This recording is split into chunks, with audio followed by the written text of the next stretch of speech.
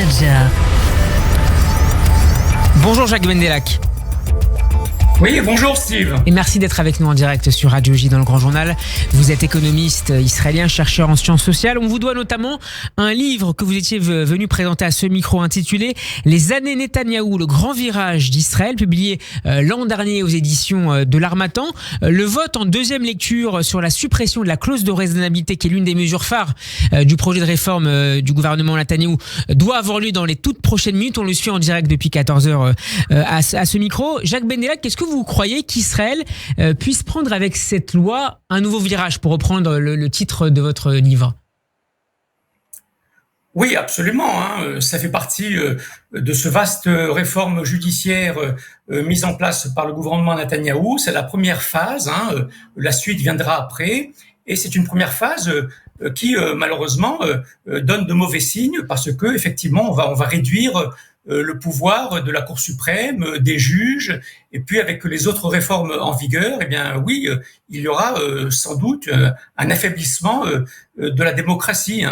Les institutions israéliennes ne seront plus les mêmes qu'elles l'avaient été, et cela, c'est aussi un des virages que le gouvernement Netanyahou est en train de mettre en place, notamment parce qu'il est soutenu par la droite et l'extrême droite israélienne, qui sont très favorables à ce type de réforme judiciaire. C'était écrit d'avance, d'une certaine manière, au vu des programmes des uns et des autres lors de la dernière campagne électorale?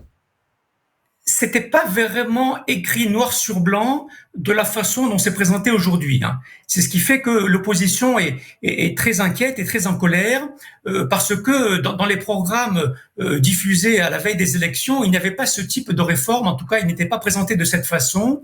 Et donc, ça a été, j'allais dire, une surprise lorsque le ministre de la Justice, Levin, l'a présenté en début janvier. Et c'est ce qui a fait que la colère est allée en croissant durant les 6 derniers mois. Alors, place au direct, je vous le disais à l'instant, il y a quelques instants, à moins d'une minute, la Knesset vient de voter à 64 contre 0, puisque l'opposition s'était retirée des bancs de la Knesset en faveur de cette clause dite de raisonnabilité.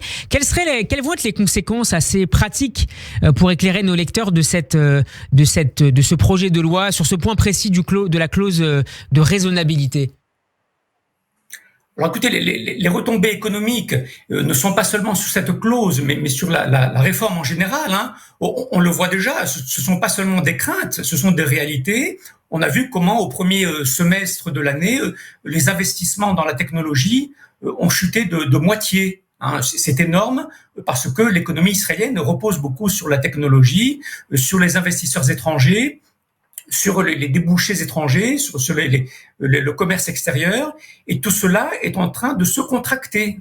L'activité économique, depuis 2-3 mois, est en train de tourner au ralenti. Les Israéliens consomment moins parce que le niveau de vie est trop cher. Et tout cela fait partie de cette situation économique très incertaine, très instable, qui va porter préjudice à l'activité économique. Et on le voit déjà, l'activité économique est très ralentie sur fond d'inflation et de vie chère.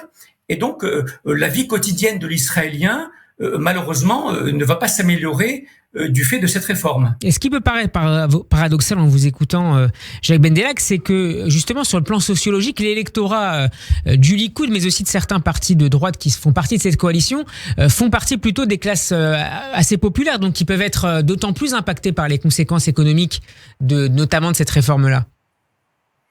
Oui, alors ça c'est pas nouveau.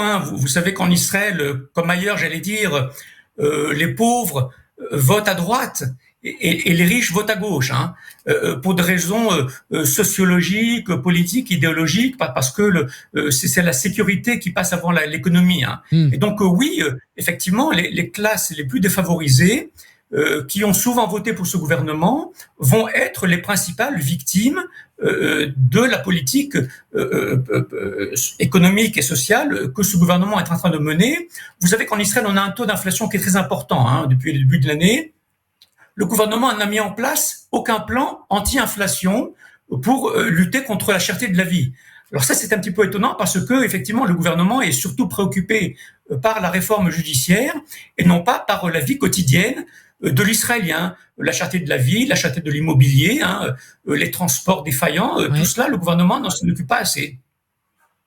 Benjamin Netanyahou, on l'a appris il y a quelques instants, devait s'exprimer devant la Knesset, mais il vient de renoncer, alors que de son côté, l'homme fort de cette réforme, le ministre de la Justice, Yariv Levin, vient de remercier le Premier ministre pour son soutien. Une dernière question avec vous, Jacques Bendelak, toujours sur le plan économique. 150 des plus grandes entreprises israéliennes ont annoncé qu'elles se mettaient en grève, justement, pour protester contre cette réforme-là. Est-ce que le mouvement pourrait encore s'étendre après le vote de cet après-midi ?